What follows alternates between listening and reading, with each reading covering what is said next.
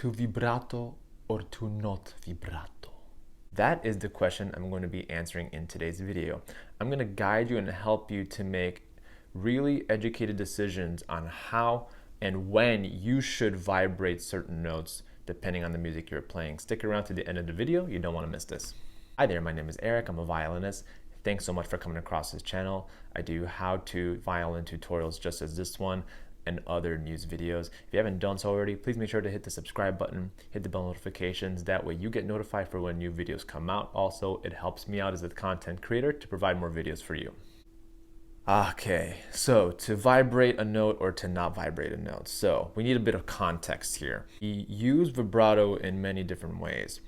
For a more logistical standpoint, vibrato of vibrating a note with your finger helps create more resonance and more volume with vibrato. And you have to make sure you are making some really educated decisions as to which notes you vibrate and which notes you don't vibrate. And if you go on other side of the spectrum, you also have to be careful. Vibrating too much could also not make the music really effective, and not vibrating enough can make this music and the sound you are making really plain. Violinists started playing with a little bit more vibrato closer to Mozart's era, so 1700s, 18th century, and contrary to, like, let's say composers like Bach, where they're very theory chord progression driven, and you have the Enlightenment era where you have simple chords as 1-4-5-1 progressions.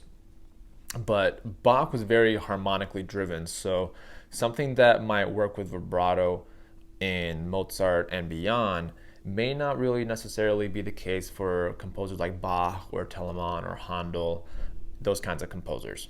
So let's take an example of meditation right over here. So I'm going to play just an introduction melody.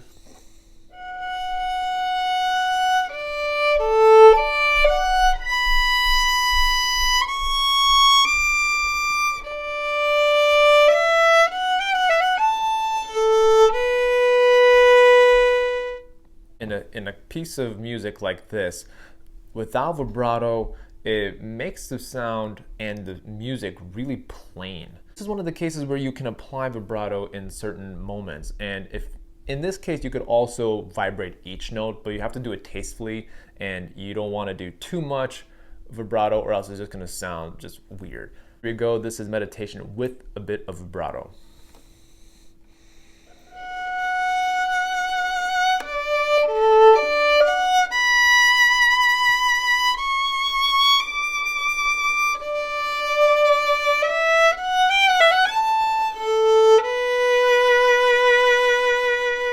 As you heard in the second time, vibrato adds a little bit more depth to the music, but also adds a little bit of warmth to the sound, especially in a beautiful kind of lasting melody as that one. Now, for something like Bach to be having vibrato, this is a common argument. Do you use vibrato in Bach? Do you not use vibrato in Bach?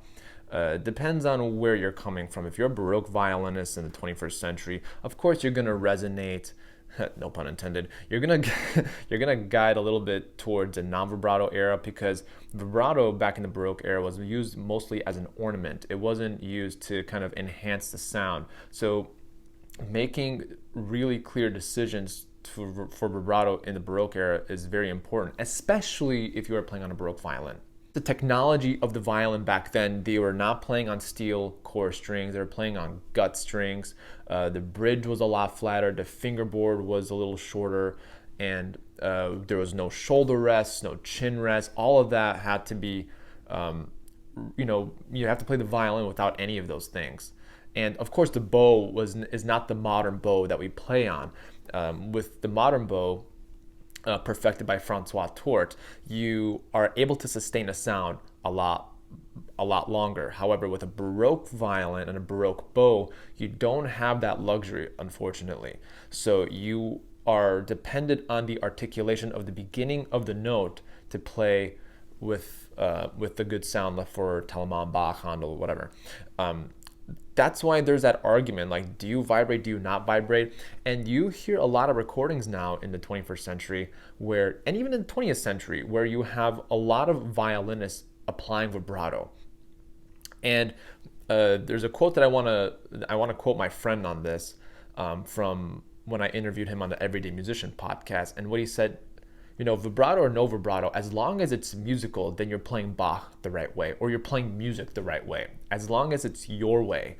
And that's the most important argument there is. If you feel convinced that a certain passage needs to sound a certain way, then do it. But again, you have to have a compelling reason as to why you're doing it.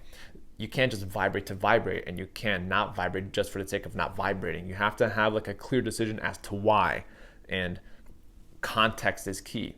For the sake of the argument, let's try another excerpt. Let's say second movement of Mozart's 39 Symphony.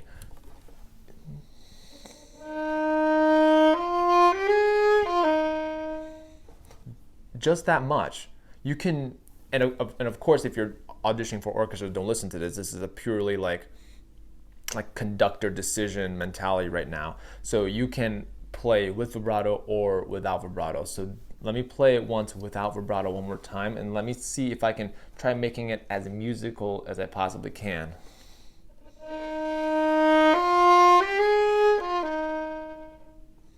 And then you go, and then you go up there, right? But then you apply a little bit of vibrato.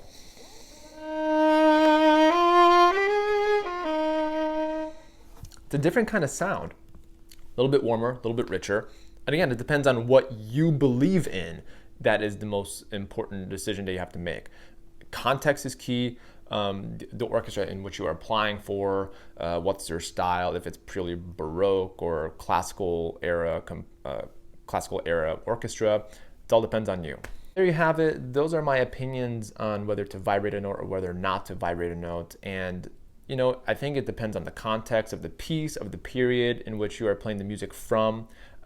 Once you start getting a little bit past mid-18th century, you start seeing a little bit more vibrato applied, like in the Mozart concertos, the Haydn concertos. Definitely, once you get to like Beethoven, Brahms, Schumann, all those guys. And then eventually with the Russian composers, you start using a little bit more vibrato just for sound, like Prokofiev Violin Concerto and the sonatas and Shostakovich and everything. So yeah, use your best judgment, but again, you have to make sure that your judgment is compelling, and you have to have a reason as to why you are vibrating or you are not vibrating certain notes. I hope you enjoyed this video. If you liked the video, please make sure to hit the like button, and that helps me out as a content creator. Also, if you haven't done so already, hit the subscribe button.